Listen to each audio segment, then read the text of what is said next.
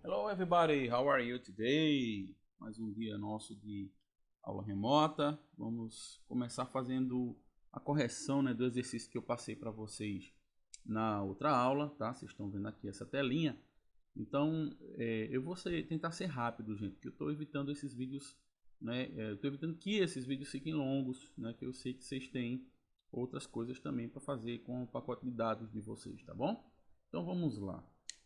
Number one is lightning use lights more efficiently. Já está respondido aqui, tá? Lembrando que isso é baseado no texto da página anterior. Number two, heating or air conditioning, né? Aquecimento ou ar condicionado, porque nós aqui usamos bastante o ar condicionado, né? Air conditioning. Mas em determinadas regiões, até no Brasil também, no pessoal no sul, usa aquecedores, tá? Os heatings. Então, learn the best temperatures to set the thermostat in different seasons, ok? E essa expressão aqui, to set, is configurar, tá? Você pode entender como configurar. Vamos lá. Number 3, a resposta que eu esperava que vocês colocassem aqui é office equipment save energy when the computer and other electronic devices are not in use, ok? Number 4 is organizations that can help visit specific websites to find out sustainable alternatives for schools and get institutional support. Number 5 is water heating. Learn the best ways to heat water and save energy. Number 6, canteen. Choose the right food for your school and the best refrigerator to keep in it in. And number 7, transport. A gente já falou disso na aula, né? A questão de transporte, nós não usamos muito a questão de transporte. Alguns de nós, né? Alguns moram em bairros próximos, tem que ver realmente de transportes, ok? Então, number 7, the answer is transport. Find out the best way to get to school. And number 8, waste. Reduce and recycle rubbish, ok? Rubbish is lixo, tá bem, pessoal? Tudo bem. Depois temos essa outra telinha aqui. Eu disse a vocês que essa primeira quase não tem coisa para responder, né? É para a gente fazer uma diferenciação entre usar a forma imperativa e a forma do simple present. Vamos relembrar? Forma imperativa é quando você manda, né? Você dá uma ordem, um pedido, um conselho, tenta convencer alguém. Isso é forma imperativa. Eu havia falado para vocês que a forma imperativa a gente vê, por exemplo, nas propagandas, né? Consuma, compre, veja, experimente, prove, né? Tudo tenta nos convencer, né, a tomar uma atitude aí. Já o simple present fala sobre um fato, né? Ou fala sobre uma rotina, tá certo? Então nós temos aqui, ó, echo fact, o primeirinho aqui, tá? Microwaves use 10% less energy than a conventional oven. Vê só, aí você tem use, inclusive está destacado aqui, né? Aí você vai dizer, professor, mas na terceira pessoa não tem que usar S? Gente, lembra que a terceira pessoa, no simple present, tem que usar S se for terceira pessoa do singular, tá? Aqui eu disse microwaves, micro-ondas. Essa palavra está no plural. E no plural, então, a gente não tem que fazer nada, tá certo? Não tem que botar desinência lá de terceira pessoa no plural, não, tá? Então, isso é um fato. Na micro-ondas, eles usam menos energia do que um forno convencional, porque eles aquecem a comida mais rápido, então acaba gastando menos, tá? A ecotip, qual é a dica, então? Freeze any extra food you have made and eat it later. Então, ó, congele, aí veja que eu estou dando uma sugestão, tentando convencer você a fazer alguma coisa, tá? Então tem aqui, congele a comida extra. Geralmente a gente faz isso, né, gente? Nos Estados Unidos é que o pessoal tem um hábito de desperdiçar mesmo, mas a gente geralmente o que não consumimos, a gente tem um hábito de congelar para consumir depois, tá? Então tem aqui essas duas palavrinhas, ó, freeze and extra food you have made and eat it later. Então você come depois, congele e coma, tá? Então temos essas duas aqui, eu não vou ler por uma questão de ser prático, mas acompanha a mesma ideia, né? No echo fact você vai ver só o verbo are, que tá um verbo aí obviamente no simple present, e na ecotip você tem use, collect, esses verbinhos aqui estão no imperativo, tá? E aí a perguntinha para vocês aqui diz assim, embaixo, né? Letra A. The events in the imperative are used for echo facts or echo tips. Claro, gente, echo tips, porque eu estou usando o imperativo para dar dica, no sentido de dizer, ó, congela, né, come mais tarde, né, usa, né, a água de um balde, né, colete água da chuva, tudo bem? Letra B diz assim, the verbs in the present simple tense are used for, e aí só nos resta agora o outro, né, echo facts. Exatamente porque nós temos fatos, pessoal, nós temos fatos, tudo bem? Então também não vou ler cada uma dessas coisas aqui para vocês, para o vídeo não ficar longo. Temos ainda 2 conversas para estabelecer hoje. Então vamos apenas às respostas, tá? No echo fact aqui você vai usar a palavrinha waste, que ou melhor, que está, né, no simple present, tá? Que é um fato. E a palavra desperdício, né? Na echo tip a gente vai usar aqui turn off, né? Que é desligue, ok? Aqui abaixo nós temos echo fact, nós temos produces, tá? E aí agora vê só, por que produces? Porque eu estou falando da terceira pessoa. Veja, the average household produces about, eu estou falando que o consumo de uma casa produz cerca, né, e tal, de 1 tonelada de lixo por ano, viu, gente? É verdade isso aí. Nossa casa, vocês, nós produzimos cerca de 1 tonelada de lixo por ano. Alguns um pouco mais, alguns um pouco menos. Mas veja, por que produces com a letra S no final? Porque é simple present. Eu estou falando do quanto a casa produz. Eu já não estou falando de mim, não estou falando de você. Eu estou falando da produção da casa. Então, por isso que fica a letrinha S, tá? Aí aqui temos a ecotip, no caso do meio aqui, que é a palavrinha remember, ok? Então, remember to carry reusable chopping, tarará, tarará. Aqui no final nós temos food waste, né, is harmful to the environment. Então, é perigoso ao meio ambiente, né, o desperdício e tal. E, finalmente, na ecotip aqui eu tenho think. Think about portion sizes. Então, pense sobre o tamanho das porções que você vai usar. Muita gente desperdiça comida, infelizmente mesmo. Eu vejo isso às vezes lá na hora do intervalo, que as pessoas pedem para colocar quantidade a mais do que aquilo que elas conseguem consumir e depois estragam, né, jogam comida no lixo, né? Muito bem, vejam só, vou mudar aqui agora. Pessoal, eu quero conversar com vocês 2 coisas bem rápidas, tá? A primeira, né, não é novidade, que é um assuntozinho que a gente chama de WH, tá? Questions. E o que são isso, né? O que são WH questions? São palavrinhas que a gente usa, tá? Deixa eu só dar uma melhorada nisso aqui. Muito bem. Então são palavrinhas que a gente usa, tá? Para fazer perguntas, tá bem? Então, no geral, vocês já viram essas palavrinhas em alguns lugares. Quando você diz assim, ó, what is your name, tá? Essa parte aqui, ó, que está em vermelho, tá? É o que a gente chama de quê? Ó, vê como é que ela começa, WH questions. Então, são palavrinhas, quase todas elas começam com WH, não todas, eu vou mostrar isso para vocês. E aí, what is your name, por exemplo? What is your favorite food, né? Qual é o seu nome, qual é a sua comida favorita? Então, esse WH aqui é qual, ou pode ser traduzido às vezes por o que, tá certo? Mas aí eu tenho a WH question aqui, ó. Gente, eu não vou botar tudo em vermelho não, tá? Só para vocês se ligarem que tudo vai, a maioria vai começar com um W question. Por exemplo, se eu disser assim, ó, who is he? Quem é ele? Eu vejo alguém, não sei quem é ele. Então veja que esse who aqui, tá? Ele tem também o WH question no começo, tá? Aí eu tenho também, por exemplo, when, tá? When é quando. When will be the next class? Quando será a próxima aula, tá certo? Então a gente tem algumas palavrinhas que vão começar com esse WH. Aí deixa eu colocar, só eu não vou colocar todas aqui, porque vocês vão fazer um exercício bem legal sobre isso, tá? Where.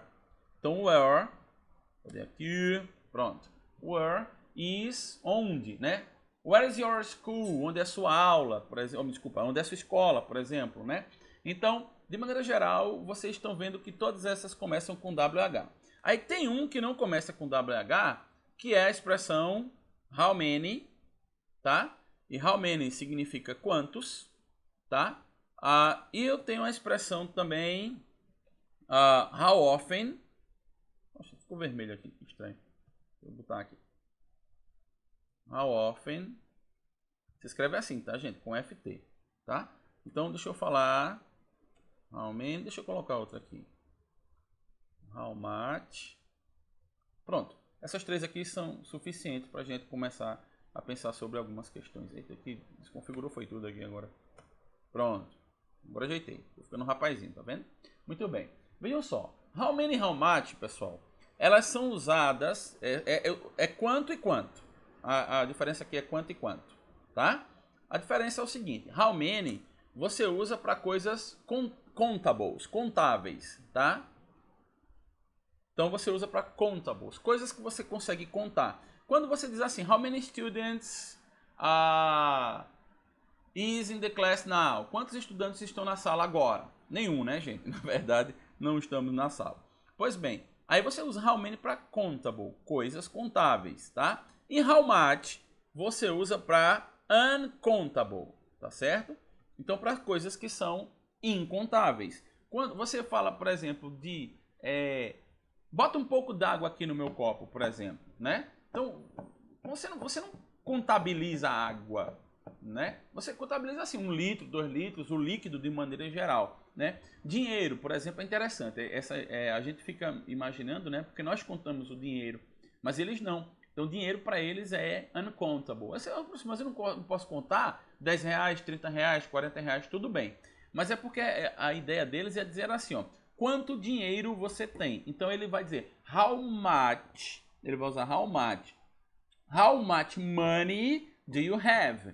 Quanto dinheiro você tem? Ele não vai dizer quantos dinheiros, né? Você tem, porque a quantidade de cédulas que você tem não interessa, interessa o valor das cédulas, né? Então a ideia de quantos dinheiros aplica-se aqui a how much. Então essa diferença de how many para how much eu vou explorar com vocês no homework number 1, tá? Um exercíciozinho que eu vou fazer lá no Google Classroom. Eu vou botar o link lá do exercício. Aí vocês nem vão precisar se preocupar com isso, porque na hora que eu colocar lá, vocês já estão cadastrados, né? Então vocês vão ser avisados. Eu gosto do Google Classroom por conta disso. Na hora que eu coloco uma atividade lá, ele vai avisar vocês que tem uma nova atividade, tá? Caso você não olhe seu e-mail, porque isso é um problema, algumas pessoas não olham os e-mails, vão lá no Google Classroom então e acessem, tá bem? Ou caso você não tenha assistido a aula anterior, você precisa ir a ela, porque você tem que aprender os conhecimentos que nós havíamos falado. Aí lá você pega o número da nossa salinha lá no Google Classroom, tá certo? Só assistir a outra aula anterior que vocês vão ver que tá lá, tá? E how often, gente, não fala esse T, tá? How often é com que frequência alguma coisa acontece, tá?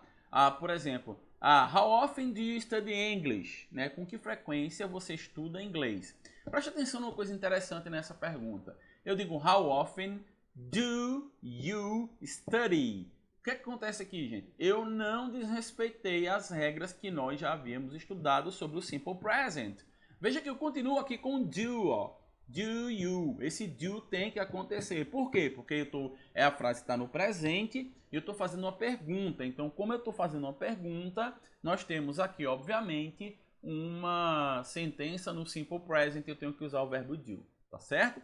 Então, how often você coloca sempre antes. No exercício a gente vai ver um pouco isso também lá. Onde é que eu devo colocar essas palavrinhas, né? Então, sempre antes, né? O primeiro exemplo que eu havia dado a vocês, ó, what is your name? Veja, o verbo to be é colocado de novo, né, antes do restante da frase. Isso não desrespeita, então, as regras que vocês já estudaram. Tudo bem? Vou dar um delete aqui, porque agora a gente vai conversar. Isso aí é mais simples, tá? Vocês até já sabem, né, sobre essas WH questions, já viram, já traduziram o texto com isso, tudinho. O que a gente vai fazer é mais que uma revisão, tá certo? Vejam só, tem no livro de vocês também, eu vou colocar na página aqui, tem no livro de vocês também um exercíciozinho que vocês podem fazer para ajudar, né, na compreensão, e vocês fazendo o exercício do Google Classroom vai ficar legal, beleza? Muito bem. E aí agora vamos falar, tá certo? De uma coisinha, na verdade isso não é assunto nosso, tá? Só para vocês entenderem uma coisa, né? Verb aspect. Pessoal, vamos para o português.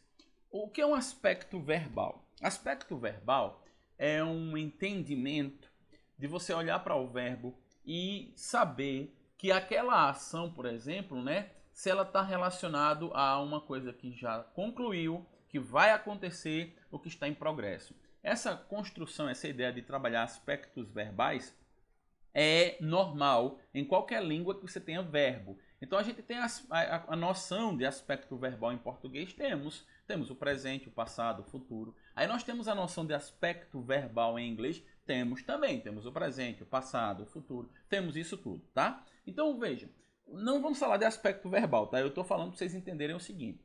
A gente conversou sobre os tempos do presente, né? A gente viu o verbo to be, ainda em sala, né? A gente fez uma revisão sobre isso. A gente conversou sobre o uso de there is e there are, também em sala a gente conversou sobre isso.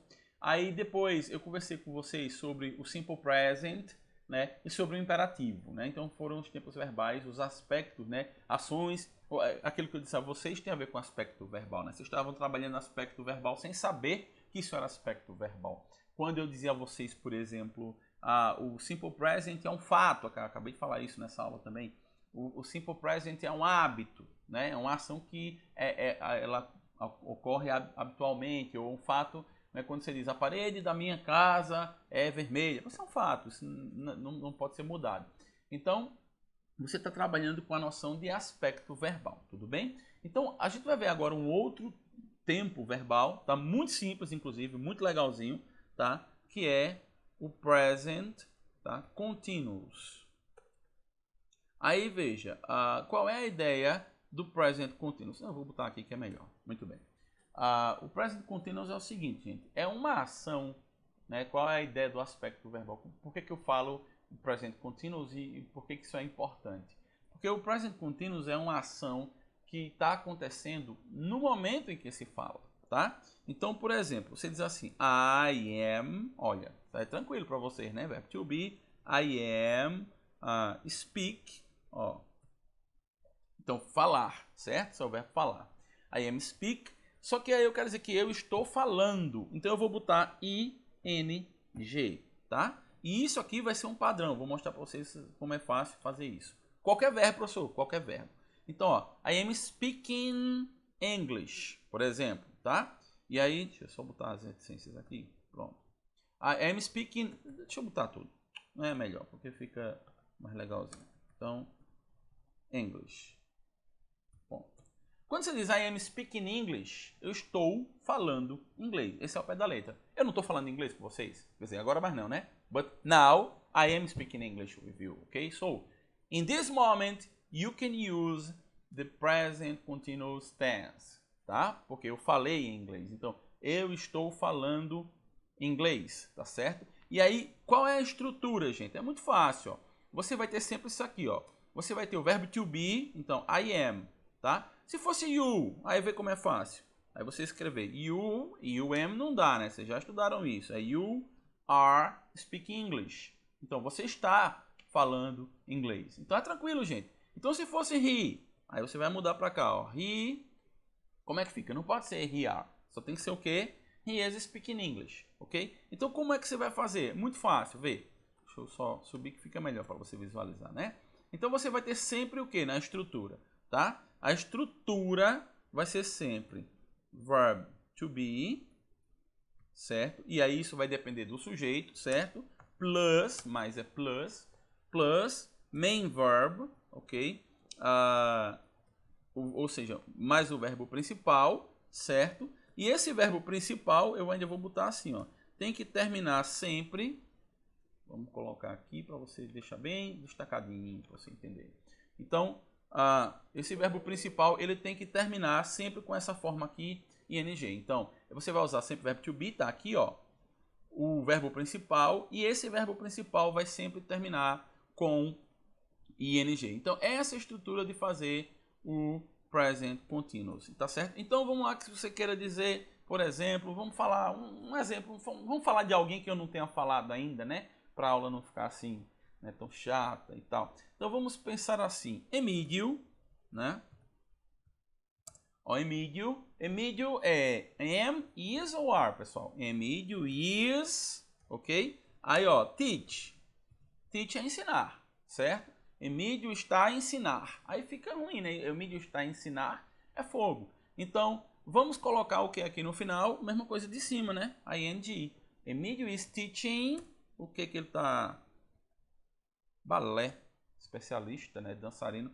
Então, depois eu boto uma foto de Emílio dançando balé para vocês verem, tá? Melhor, eu vou botar o vídeo. Então, Emílio is teaching balé. Veja, o que é que eu tenho aqui? Eu tenho o verbo to be com is e tenho teaching terminando com ing. Então, essa é a maneira de fazer o present continuous. É fácil, pessoal. Enquanto o simple present fala de um fato, de um hábito, o present continuous ele fala de uma ação que está acontecendo no momento em que se fala. Aí vamos lá, tem só uma consideração para a gente poder terminar a aula de hoje, tá? A consideração é a seguinte: quando você tem essa ideia do present continuous, você diz assim, por exemplo, né? O confinamento, né? The lockdown, né? Is growing up. É Caruaru, não. O confinamento está aumentando, né? Seria bom que isso fosse verdade. Espero que seja verdade. Então, veja, quando você diz assim, o confinamento está aumentando, tá? Não é uma coisa que está acontecendo necessariamente agora no momento que eu falo, mas está acontecendo no momento presente. Cada vez mais pessoas estão se conscientizando, estão tentando não sair para coisas bobas, né, para fazer caminhada em praça, para não fazer lanche em lanchonetes e tal. Então, o confinamento está aumentando, né? Quando a gente está na sala de aula, eu geralmente digo a vocês assim, o calor está aumentando nos últimos dias. Então, não é uma verdade isso? Então, você pode usar sim o present continuous para falar dessas coisas, tá? Para você não achar que é só uma coisa que você pode ver, tá entendendo? Por exemplo, quando você diz assim, the violence is growing up, a violência está aumentando. Então, quando você diz que a violência está aumentando, você não precisa estar vendo um crime para falar isso. Nós sabemos, né, que infelizmente há momentos em que a violência aumenta. Então, você pode usar, ou melhor, você deve usar the present continuous. Ok, pessoal? Beleza? Bom, então essa aula de hoje eu espero que tenha ficado bastante claro aqui. Aí lá no homework nosso, tá? Vocês vão ver que tem questions about WH questions, coisas sobre WH questions, e vai ter também algumas perguntinhas falando exatamente sobre esse tempo verbal, que só é você colocar o verbo to be, o verbo principal e ing no final, in the end of the verb, ok? No final dos verbos. Próxima semana, tá? Para dar um bônus para vocês, tá? Vai ser bastante light nossa aula, já está programadinho, vou gravar na sequência aqui. Vai ser bastante agradável, vocês vão gostar bastante, beleza? Take care of yourself, cuidem-se bastante, tá certo? Bye bye, study a lot, see you!